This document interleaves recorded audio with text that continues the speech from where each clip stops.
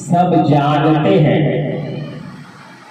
सब जानते हैं कितने बहादुर हुसैन हैं।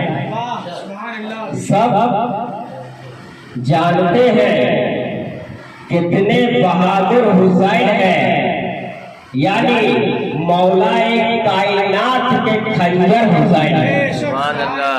सब जानते हैं कितने बहादुर हुसैन हैं, यानी मौलाए कायनात के खंजर हुसैन है। और निकला था जिनके वास्ते सूरज कभी कभी, निकला था जिनके वास्ते सूरज कभी कभी, उस बेमिसाल बाप की औलाद है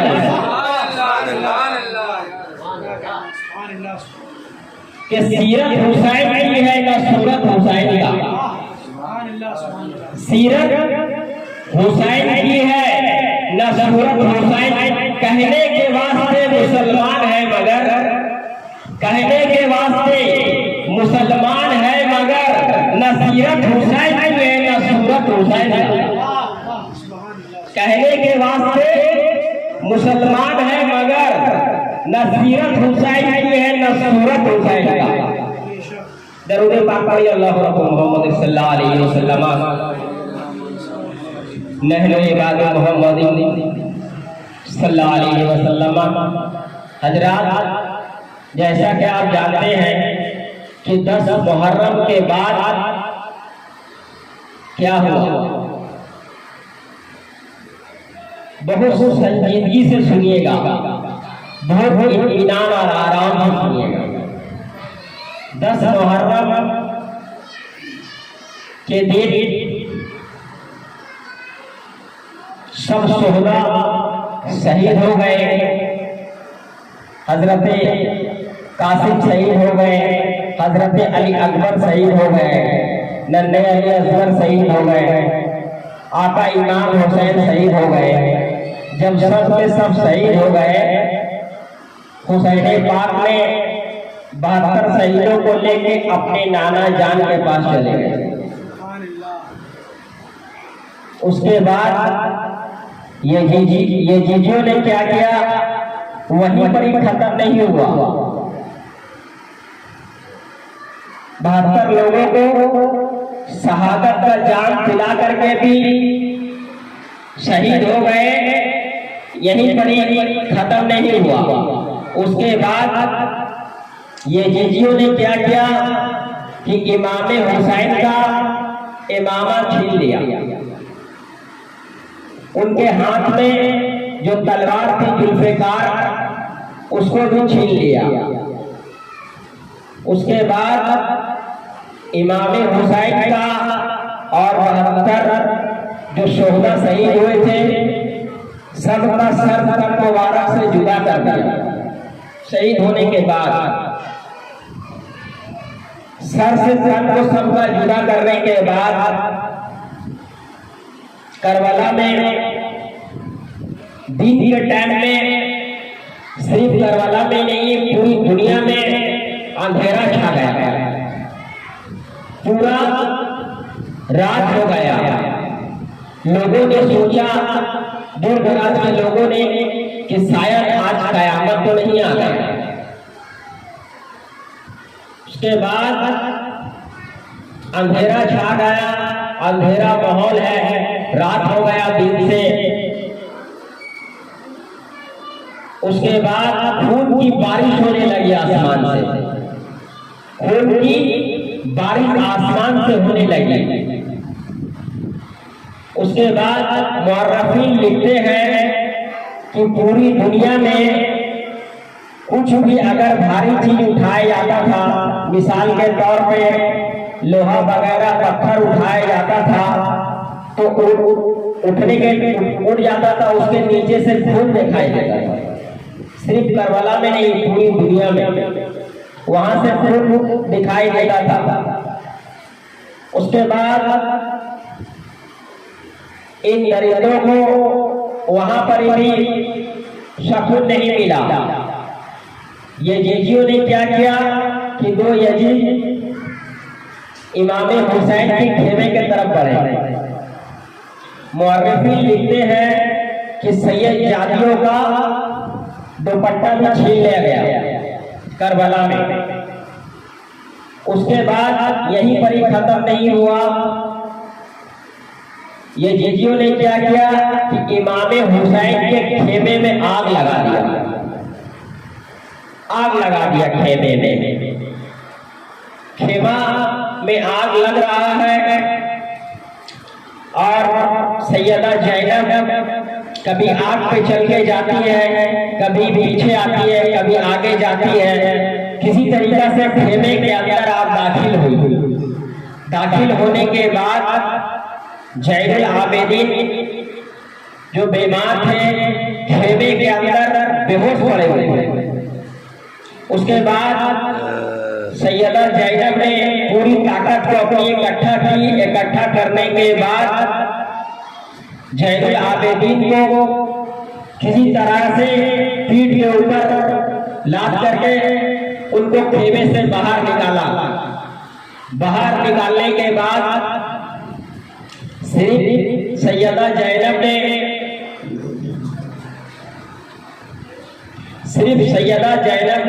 हजरत ज़ैनुल आबिदीन को ही पीठ के ऊपर नहीं उठाया, बल्कि ज़ैनुल आबिदीन इमामों के इमाम है। इमाम बाकर के भी इमाम है, इमाम शाफई के भी इमाम है, इमाम अबू हनीफा के भी इमाम है, इमाम बाकर के भी इमाम है, इमाम शाफई के भी इमाम है, इमाम शौकी की भी इमाम है, इमाम मूसा काजी के भी इमाम है, इमाम गौसे आजम के भी इमाम है, गरीब नमाज के भी इमाम है, महबूबे पाक के भी महबूबे इलाही के भी इमाम है, आला हजरत के भी इमाम है, मुफ्ती आजम हिंद के भी इमाम है, ताजुल शरिया के भी इमाम है। वो इमाम को हजरत सैयदा ज़ैनब जब अपने कांधे के ऊपर उठा करके खेमे से जब रखा है, उसके बाद रखने के बाद सैयदों को एक नई जिंदगी अता कर दी। सैयदा ज़ैनब एक नई जिंदगी अता कर दी सैयदा ज़ैनब ने। उसके बाद असर का टाइम हुआ। असर का टाइम होता है, होने के बाद सैयदा ज़ैनब ने कहा कि मैं अपने नाना जान से सुनी हूँ कि जिसका असर का नमाज कजा हो जाए उसका पूरा एक अमाल अल्लाह तबारक ताला बर्बाद कर देता है। तो ऐ बीबी सकीना, ऐ शहर वालों, ऐ उम्मे लैला, तुम लोग वजू करो और सब मिल करके नमाज अदा करो। ऐसा नहीं हो कि परवरदिगार आलम हम लोगों का तमाम अमल को रद्द कर दे। तो सैयद जादियों ने कहा कि ऐ ज़ैनब, पानी तो यहाँ नहीं है, किस चीज से वजू बनाए? अगर मिट्टी रहती तो मिट्टी से वजू बना लेते।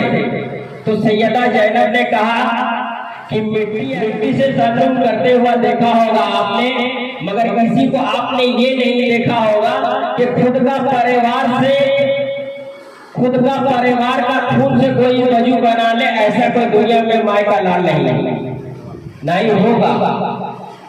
सैयदा ज़ैनब ने कहा कि ऐ सैयद जादियों, तुम लोग खून से वजू बनाओ और नमाज किसी हालत में नहीं छूटना चाहिए। उसके बाद नमाज अदा किया उन्होंने। उसके बाद रात हुआ। रात होने के बाद सोचा शायद कुछ आराम मिले, मगर एक यजीदी आया और आने के बाद बीबी सकीना के पास पहुंचा। पहुंचने के बाद उसके पैर में पायल था, पायल को खोल लिया और उसके कान में 2 सोने का रिंग था। और दोनों रिंग को ऐसा टाना कि कानों से खून का फव्वारा जारी हो गया। कानों से खून का फवारा जारी हो गया। बीबी सकीना इरशाद फरमाती है कि ऐ जालिम, अगर तुम्हें रिंग ही लेना था तो तुम मुझसे कहते, मैं तुम्हें खोल के दे देती। तो उसको बहुत गुस्सा आया। उसने क्या किया, एक तमाचा हजरत सैयदा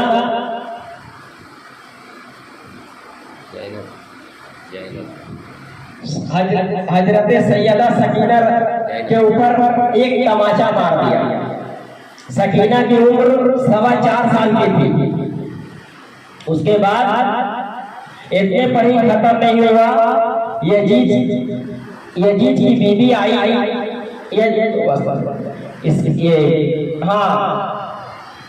हुल की बीवी आई और कहने लगी, ऐ सैयदा जैनब, आप अगर हुक्म दें तो मैं यजीद के पास से पानी ले आऊं। तो सैयदा जैनब ने कहा कि मुझे पानी के नाम से नफरत है, मैं पानी पी नहीं सकती। तो उसने बहुत इमाम हुसैन का वास्ता दिया। उसके बाद पानी लेकर के किसी तरह से आई। आने के बाद सैयदा जैनब ने अपने हाथों में पानी लेकर, कटोरों में पानी लेकर के सबसे पहले छोटी थी सकीना के पास बढ़ी, उसको पिलाने के लिए गए। तो सकीना कहती है कि ऐ फूफी जान, आप लोग पी लिए क्या? तो वो सैयदा जैनब कहती है कि हमारे नाना जान का हदीस पाक है कि सबसे पहले कुछ घर में अगर खाने पीने का आए तो बच्चों को खिलाया पिलाया। इसलिए तुम यहाँ पे सबसे छोटी हो, मैं तुमको ला के पानी दिया और तुम पी लो। उसके बाद सैयदा सकीना ने कटोरा लिया और शोहदा की लाश की तरफ बढ़ने लगी। शोहदा की लाशों की तरफ बढ़ने लगी। बढ़ने के बाद सैयदा जैनब भी उनके पीछे पीछे जा रहे। बोली, बेटे ये तुम क्या करने जा रहे हो? तो बोले, आप ही तो नाना का हदीस पाक सुनाए हैं कि सबसे पहले कुछ भी खाने पीने का रहता तो सबसे पहले छोटा को दिया जाता है। तो हमारा छोटा भाई नन्हे अली असगर भी है, मैं उसको पानी पिलाने के लिए जा रही हूँ।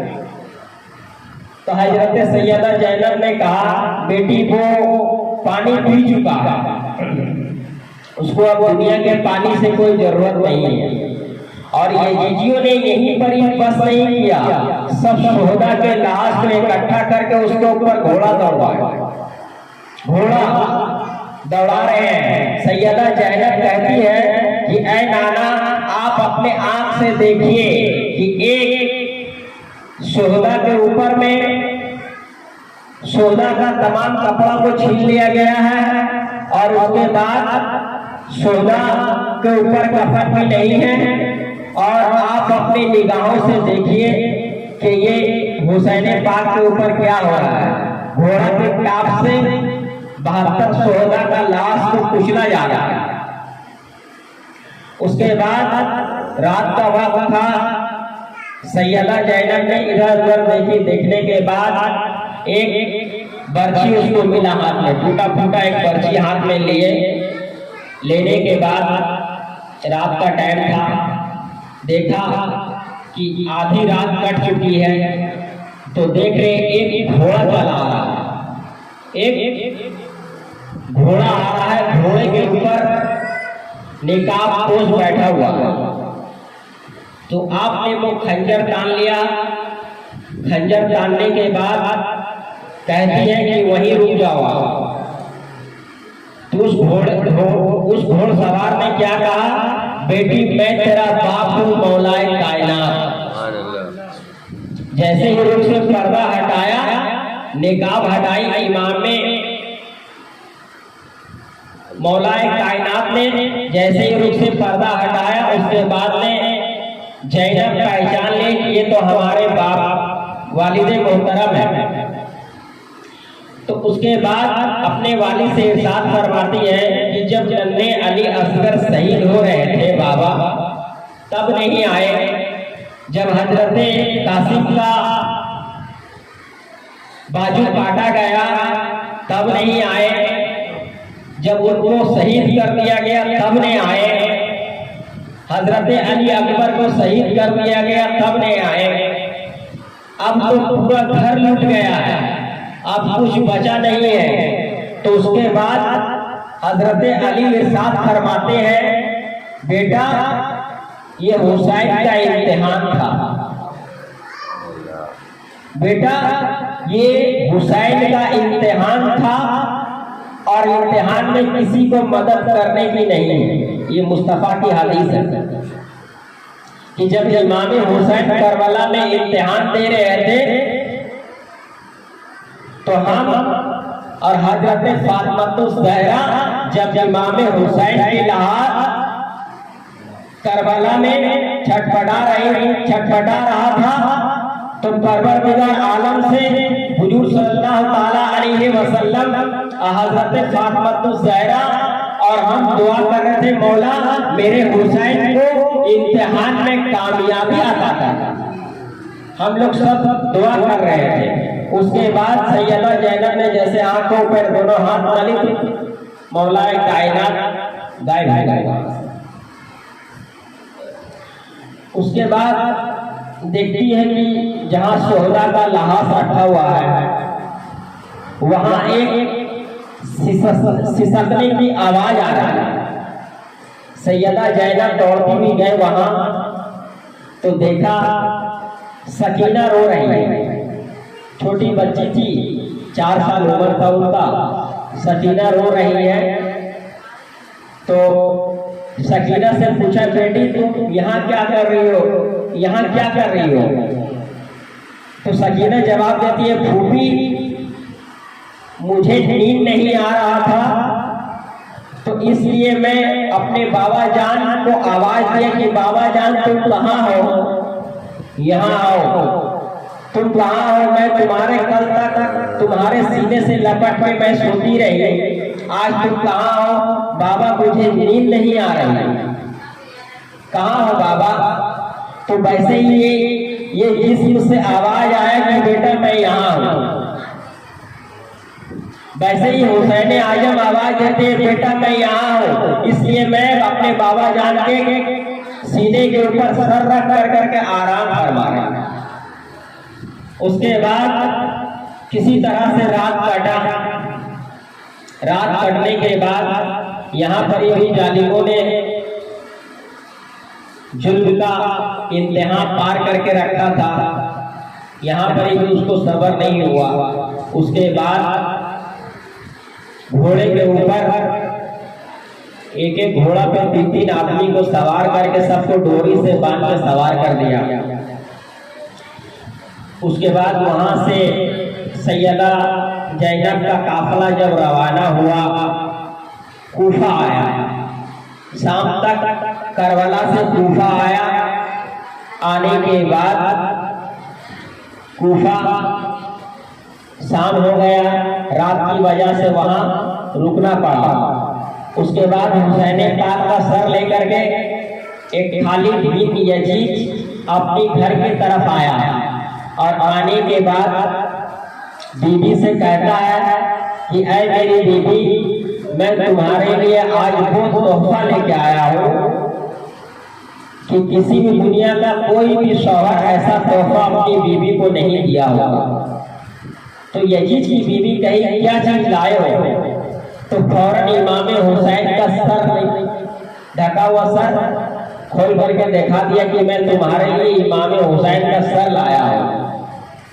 उसके बाद उसकी बीवी अहले बैत से मोहब्बत रखती थी। उसने कहा कि अगर रात का वक्त नहीं रहता तो मैं परवरदिगार आलम का कसम खा के कहती हूँ और अहले बैत का कसम खा के कहती हूँ, मैं तेरे मुंह पे थूक के अभी और इसी वक्त चली जाती यहाँ से। इसलिए तू आले रसूल का, आले पैगंबर का सर काट के लाया है हमारे सामने में, तुझे शर्म नहीं आती है? तू इतना बड़ा गलती किया, इतना बड़ा गुनाह किया कि इसका कोई माफी नहीं है, और आज के बाद से मैं तुझ पे हराम हूँ।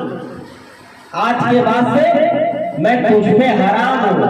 उसके बाद इमाम हुसैन का सर वहीं रखा गया। रखने के बाद अब वो औरत फरमाती है जो अली बैत से जिसको मोहब्बत था यजीद खालिद यजीद की बीवी कि मैं वो सर मुबारक को अपने हाथ से साफ कर रही हूँ। साफ करने के बाद रात का टाइम था, साफ हुआ।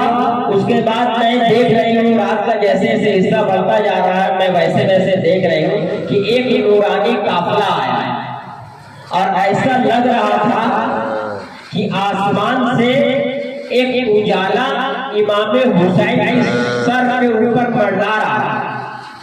इमाम हुसैन का सर लगता है कि उस उजाले से कनेक्शन है। उस उजाले का नाम अल्लाह का नूर है और कुछ नूरानी मखलूक है जो इमाम हुसैन के सर के इर्द गिर्द घूम रहे हैं। तो इमाम वो औरत ने कहा कि तुम लोग कौन हो? तो किसी ने कहा मैं आदम अलैहिस्सलाम हूं। किसी ने कहा कि मैं इब्राहिम अलैहिस्सलाम हूं। किसी ने कहा कि मैं इस्माइल अलैहिस्सलाम हूं। किसी ने कहा मैं ईसा अलैहिस्सलाम हूं।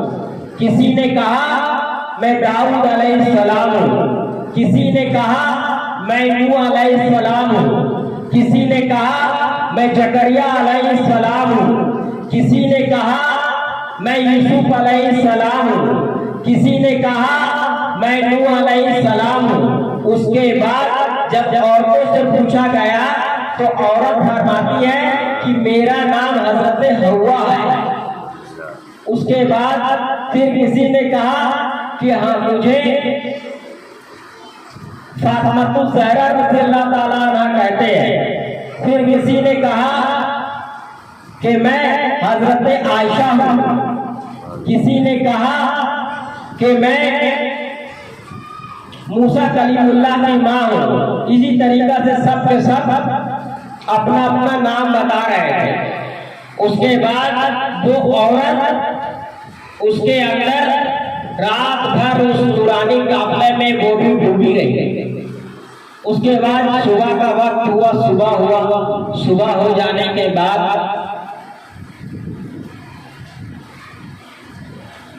यजीद खालिद आया और आने के बाद हुसैन पाक का सर मुबारक को देख के कह रहा है, ऐ हुसैन तू बहुत खूबसूरत लगता है। देखो दुश्मन भी इमाम हुसैन को खूबसूरत कह रहे हैं। उसके बाद एक छड़ी लेकर के हाथ में इमाम हुसैन के दांत में सटा रहा है। एक सहाबी रसूल आया। सहाबी रसूल आने के बाद देखा, कहा है ये जीजो तुमने हुसैन पाक को कत्ल कर दिया, बहुत बड़ा गलती किया तुमने, अच्छा नहीं किया, बहुत बड़ा गलती किया जिसका कोई जवाब नहीं है, तुमने अच्छा काम नहीं किया। तो उसके बाद यजीद क्या कहा कि ऐ सहाबी रसूल, तो अगर रसूल का सहाबी नहीं होता तो मैं तुझे कत्ल कर देता। उसके बाद सहाबी रसूल ने इरशाद फरमाया कि मुझे सहाबी होने का तुम्हें इतना ख्याल है और जो रसूल की औलाद है उसका ख्याल तुम्हें नहीं है। पहले तो तुम्हें उसका ख्याल होना चाहिए। मगर एक बात या कान खोल करके सुन लो कि तुम लोग इमाम हुसैन का कत्ल किए हो, 72 शोहदा का कत्ल किए हो। मगर सुन लो, जितने यजीदी हो कोई भी एक भी बचेगा नहीं। अल्लाह तबारक तआला किसी को बख्शेगा नहीं और किसी को छोड़ेगा। उसके बाद हर एक यजीदी का बहुत बुरा हाल हुआ। एक मुख्तार नाम का शख्स था। मुख्तार नाम का शख्स था। जब उसके कानों पे ये बात पहुंची कि हुसैन पाक को शहीद कर दिया गया, 72 शोहदा शहीद हो गए, उसको बहुत जलाल आया।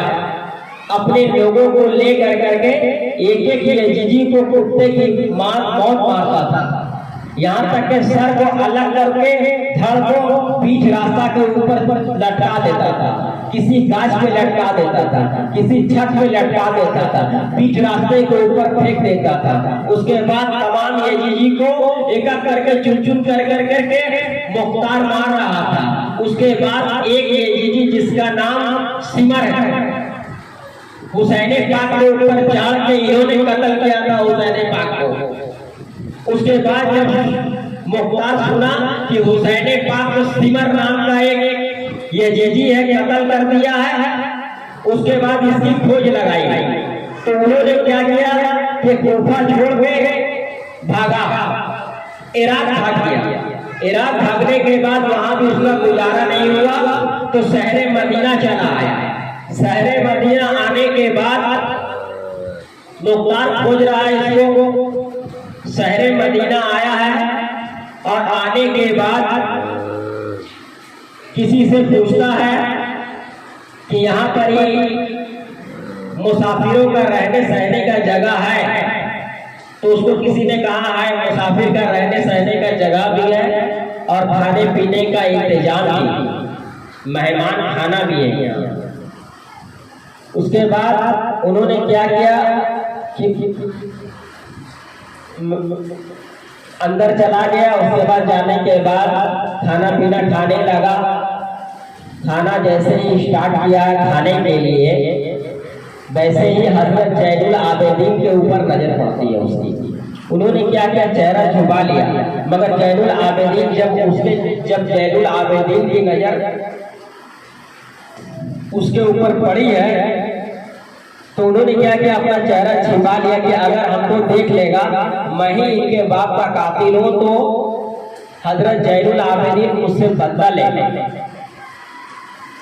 मगर हजरत जैनुल आबिदीन अंदर आए और अंदर आने के बाद कहा आज जितना मेहमान है सबको तुम लोग खिलाओ और ये एक मेहमान को हम अपने हाथ से खिलाए। वाह हुसैन। उसके बाद उसको अपने हाथ से खाना खिलाने लगा। तो अपने दिल में सोच रहा हूँ शायद इन्होंने मुझे पहचाना नहीं, पहचानता तो अपने हाथ से मुझे खाना नहीं खिलाता। उसके बाद खाना उन्हें खिलाया हो गया। खाना इमाम जैनुल आबिदीन रज़ियल्लाहु ताला अन्हु को खिला दिया। भर पेट खा पी करके वो अपना आराम कर रहा है। उसके आंख में नींद था। वो सोच रहा है जैसे सुबह होगा वैसे यहाँ से भागेंगे, नहीं तो मुझे आज नहीं पहचाना है तो कल पहचान लेगा। उसके बाद सुबह हुआ। सुबह होने के बाद वो निकलने की तैयारी करा, निकला। तो वहाँ के जो